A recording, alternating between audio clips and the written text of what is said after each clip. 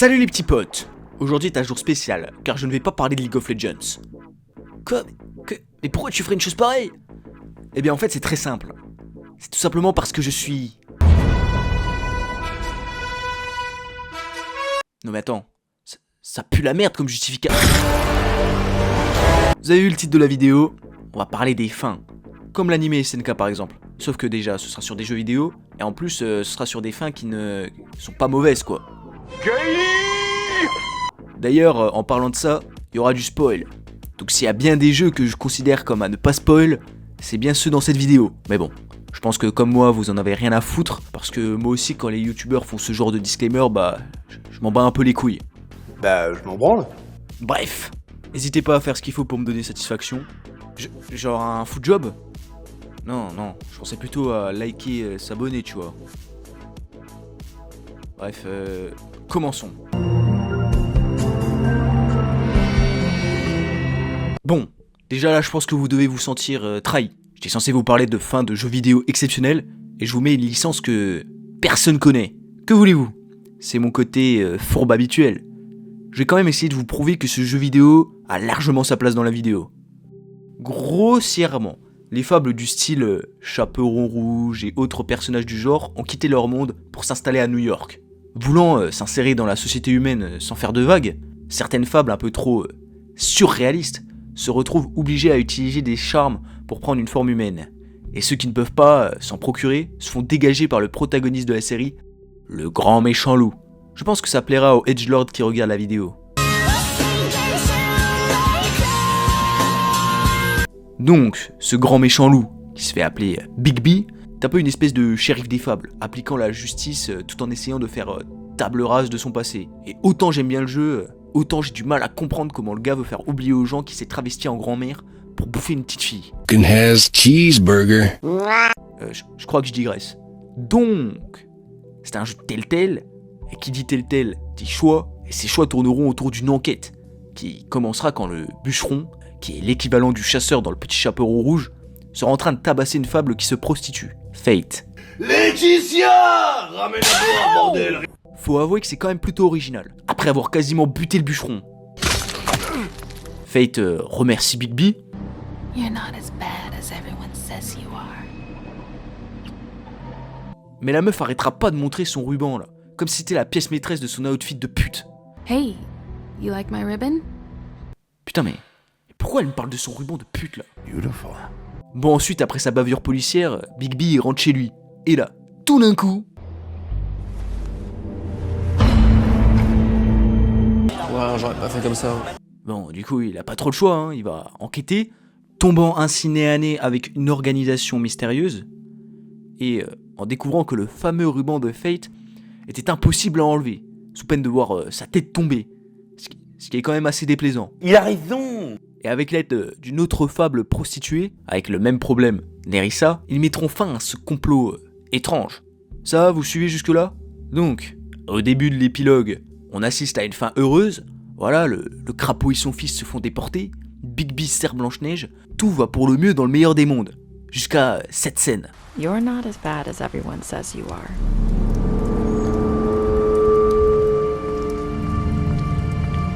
Bon, la première fois que j'ai vu et entendu cette scène, j'étais sur le cul. Et surtout, je comprenais plus rien. Pourquoi Fate et Nerissa prononcent la même phrase comme ça là? Alors, je me suis renseigné sur internet. Et en gros, on n'a jamais vu Fate de tout le jeu. Mais qu'est-ce que tu me baragouines, sale fils de pute, va?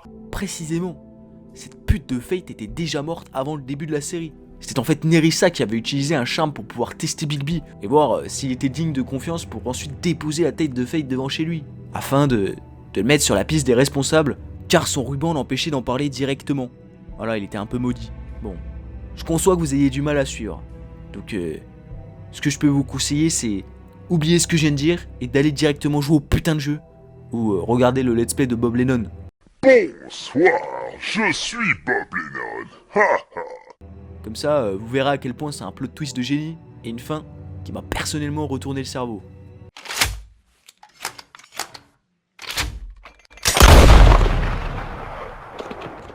Là, on revient sur des licences que tout le monde connaît.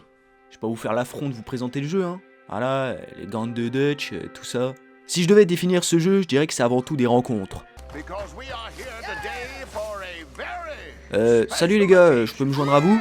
J'ai toujours eu un lien particulier avec ce jeu. Il est apparu pile quand je me disais qu'il faudrait un jeu vidéo AAA sur les cowboys. J'étais tellement hype que je l'ai carrément précommandé, alors que je suis le premier à dire que c'est vraiment un truc de con. Je veux dire, normalement, avant d'acheter un jeu, tu vérifies un peu ce que les gens disent, comme ça t'évites de te faire scam. Oh non, c'était un piège, personne n'aurait pu le prévoir. Heureusement c'était pas le cas. Hein. Vraiment un putain de jeu de fou. Presque parfait si on enlève le chapitre 1 dans les montagnes. Wesh, on est dans les bronzés ou... Et ferme ta gueule. Et le système d'honneur là. Ça m'avait vraiment pété les couilles. D'un côté je comprends, c'est pas GTA. Mais je peux même pas faire une petite tuerie de masse dans un saloon sans avoir ce truc qui apparaît constamment là.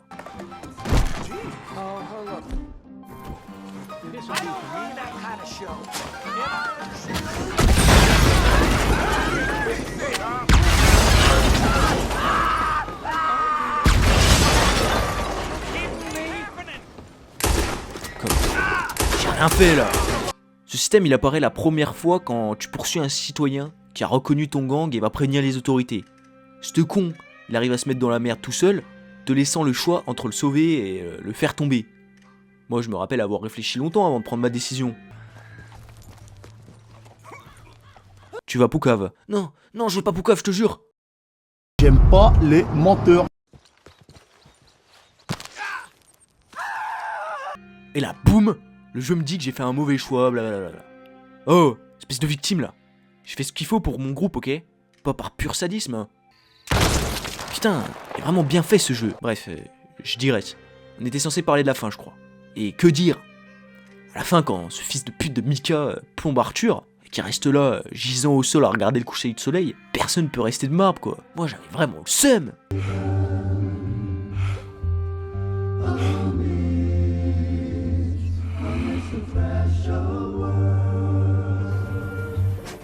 Man, I'm gonna break my monitor, I swear.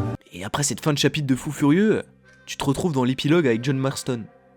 Et normalement tu te dis, putain mais c'est quoi cette fin de con là? On se fait chier. Bon, déjà c'est pas vrai. Tu te venges de l'autre enfoiré de moustachu, et au-delà de ça, si tu sais comment termine le premier volet de la série, tu te rends compte que c'est une fin très douce amère. Parce que le pauvre John va se faire plomber la gueule quoi.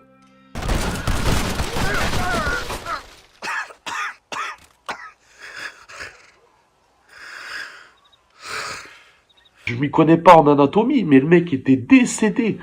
Et quand tu comprends ça, tu te rends compte que les développeurs ils sont pas cool quoi.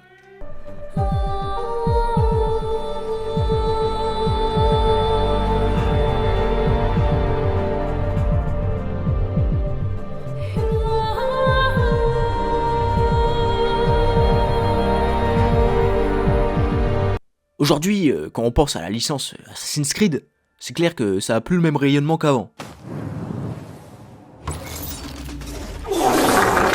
Mais là, je vous parle d'un temps que les moins de 15 ans peuvent pas connaître. Un temps où Assassin's Creed c'était une licence respectée, et pas pourrie jusqu'à la moelle comme maintenant.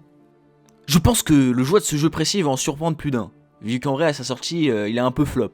Mais bon, je pense que vous avez compris depuis le temps, les fins que j'ai choisies elles sont loin d'être objectives, et c'est plus par rapport à mon ressenti qu'elles sont dans la vidéo. Et je peux pas ne pas mettre dans cette vidéo le premier Assassin's Creed auquel j'ai joué. Le gameplay était fou, avec l'arrivée du crochet et tout ça. Tu te baladais dans Constantinople, alias Istanbul, les personnages étaient cool, surtout Youssouf qui avait vraiment grave la classe. Et en vrai, l'histoire était bien. Si on enlève Kezio qui a la cinquantaine, essaye de pécho une meuf dans la vingtaine. Oui, mais y a pas d'âge pour l'amour. D'accord. Donc, l'intrigue, c'était que tu devais retrouver des MacGuffins sous la forme de clés, pour ensuite ouvrir le tombeau d'Altaïr pour récupérer le savoir des assassins. Les clés ont été cachées par Marco Polo. C'est avec son manuscrit que vous allez toutes les retrouver. Je vais tous les acheter. Et tout se passe bien. Ezio, il a beau avoir la cinquantaine, on dirait qu'il en a 22 moins.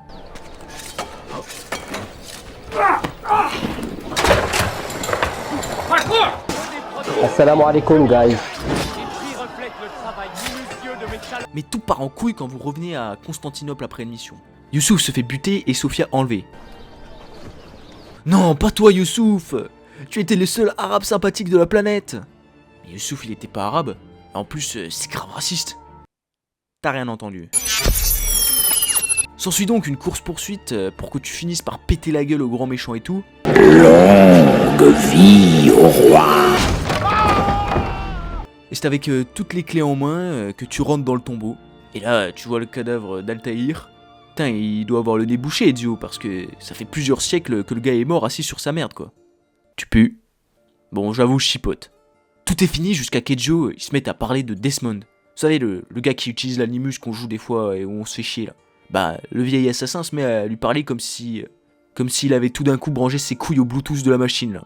Et il parle dans un monologue mythique. J'ai vécu ma vie comme j'ai pu, sans en connaître le but. Cheminant comme un papillon de nuit attiré par la lumière de la lune. C'est ici, enfin, que je découvre l'étrange vérité. Je ne suis qu'un messager, et le message que je porte dépasse l'entendement. Oh my god, he's so goddamn cool! Et c'était vraiment putain d'épique. Voilà, je suis désolé. En termes de fin de jeu vidéo et même de fin de personnage, c'est juste une grosse masterclass. Are you ready?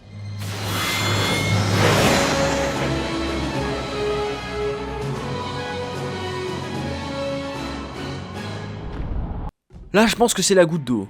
Je vous parle d'un jeu pour enfants. Bon, écoute, petit merdeux. Ce Ratchet & Clank, il est très sombre, ok? La première fois que j'y ai joué, c'était au Auchan parce qu'ils avaient mis à disposition une PS3 avec le jeu et tu refaisais toujours la même mission. Celle où t'étais envoyé en pleine bataille contre des Argoriens, des genres de crapauds rouges bodybuildés là. C'était la putain de guerre du Vietnam, ok? Cette mission, j'ai dû la faire des centaines de fois au magasin. C'est ça qui m'a poussé à l'acheter. Au Micromania. Putain, fais chier! J'avais tout prévu! Mon frère, il voulait qu'on achète Assassin's Creed Brotherhood. Mais grâce à mon privilège du petit dernier de la famille, mon père a choisi Ratchet & Clank. Ça m'a valu un tabassage sans vergogne de mon frère. Et vous savez quoi? Je regrette pas. Parce que ce jeu, c'est une masterclass. L'histoire prend place après que Clank fut enlevé par une espèce mystérieuse appelée les Oni. Ratchet part à sa recherche avec le capitaine Quark, le meilleur personnage de la franchise. Et sa quête le mènera au général Azimuth, un autre Lombax albinos. Si vous savez pas ce que c'est un albinos, j'ai une petite définition. Vous savez qu'à la base, un albinos, c'est ce qu'on dit à la base, un albinos, c'est quelqu'un qui est à la base noir et qui est blanc. Pourtant, Ratchet les pensait disparus et pour cause. L'antagoniste du volet précédent, Tachyon, après avoir eu accès aux connaissances des Lombax, grâce notamment au général Azimuth, a envoyé cette espèce dans une autre dimension afin de se débarrasser d'eux et pouvoir conquérir le monde tranquillement. C'est ainsi qu'on découvre un général complètement détruit à cause de ses erreurs, son seul espoir étant la Grande Horloge, une invention des Oni qui lui permettrait de remonter le temps pour éclater la gueule du Scarabée avant que son espèce se retrouve disparue. Après avoir réussi à battre le docteur Nefarius, ils arrivent à la Grande Horloge.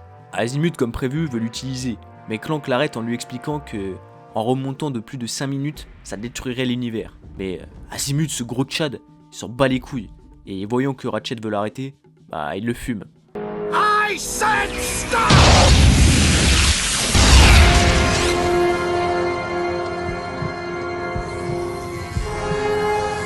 Wesh, t'as pas le droit de faire ça normalement. Bon, on est dans un jeu vidéo Peggy 7, donc vous vous doutez bien que Clank va remonter le temps 5 minutes et sauver son poteau. Ça va entraîner un putain de combat entre les deux Lombax, pour que finalement Azimuth ouvre les cieux et se sacrifie pour sauver l'univers. Take care of yourself, Ratchet.